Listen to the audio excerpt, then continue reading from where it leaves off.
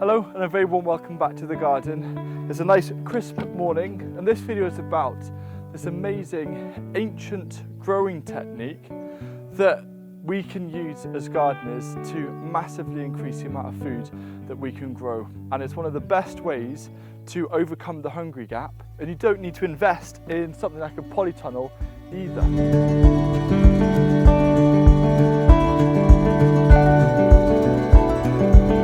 Here I have that technique in action in the garden, albeit a little bit modernised, but what we're doing is creating a source of heat using organic material to start off crops much earlier. And the name of this technique is hotbeds. I can't remember how it happened, but somehow I stumbled across hotbeds and bought this book, Hotbeds by Jack First. And I'm going to read out his definition of a hotbed, which I think is a nice summary of what it is. So a hotbed is a warmed, protected environment created by heat generated from decomposing organic matter used for producing early crops. And this is a technique that has been used for thousands of years. Now, just how ancient are hotbeds? Well, there were records dating back to the Roman times. The gardeners of Tiberius, their emperor, wanted a load of salad leaves, but for a lot of the season they couldn't get it fresh. They'd noticed that with horse manure and when they were mucking out the stables, it was steaming, it was warm. And then they piled up this manure and they put probably some soil on top, and then they got some talc, which was this kind of translucent rock, just to create a bit of a covering. And that meant that they could grow salads nice and early. I actually had the pleasure of working with Jack First last year to film a hotbed course and to try and learn it as much as possible. And this is the first ever hotbed that I've created. And it's going pretty well. There's a couple of things to change, but I thought I'll open the covers and show you how it's looking.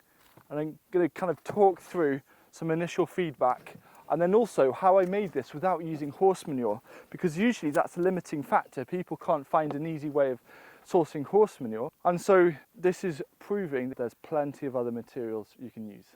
So considering this is my first ever hotbed, my initial reactions are very positive. There's two things I'm not super happy with.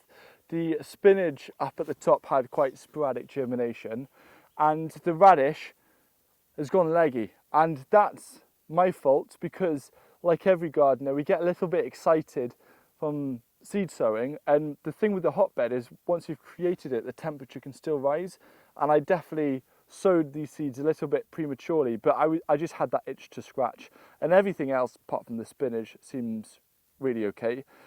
There's another use for this. I'm starting off my module sown seeds. I'm using the heat as a way to germinate the seeds. And at the top, I've also got some dill, coriander and basil to add a nice amount of flavour. Whilst it is a little bit annoying that the radish has gone leggy, I honestly don't mind. I'm going to harvest this, use it as a microgreen, and resow a fresh batch of radish. And the reason why hotbeds work so well as a concept and in practice, you know, looking at all of Jack's first experience is absolutely amazing. The fact that you can start seeds off so early, you know, if you've got enough of the material, you can start sowing hotbeds in late January.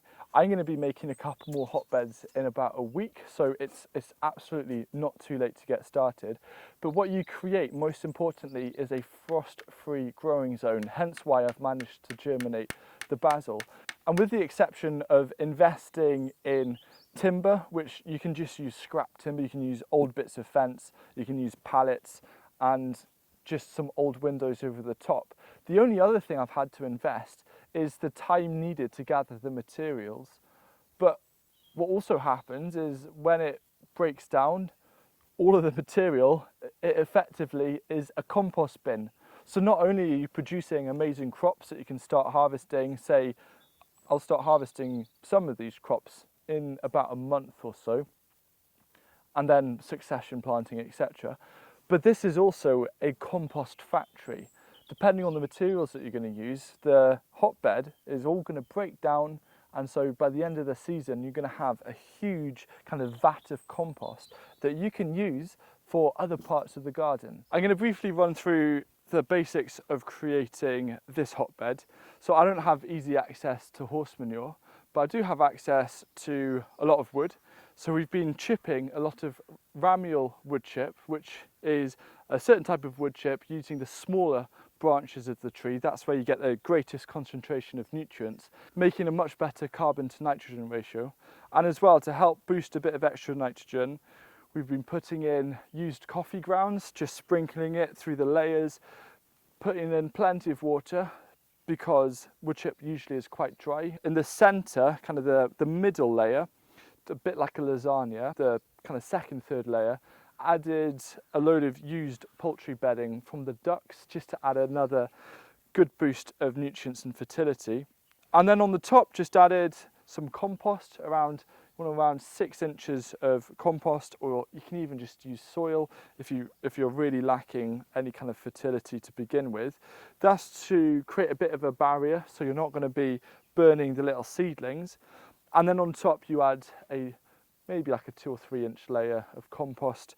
But provided that the centre part here has 6 inches of compost, that is a nice depth for getting started with sowing the seeds. So each row is spaced around 18 centimetres, and you can be really creative with the kind of crops that you plant.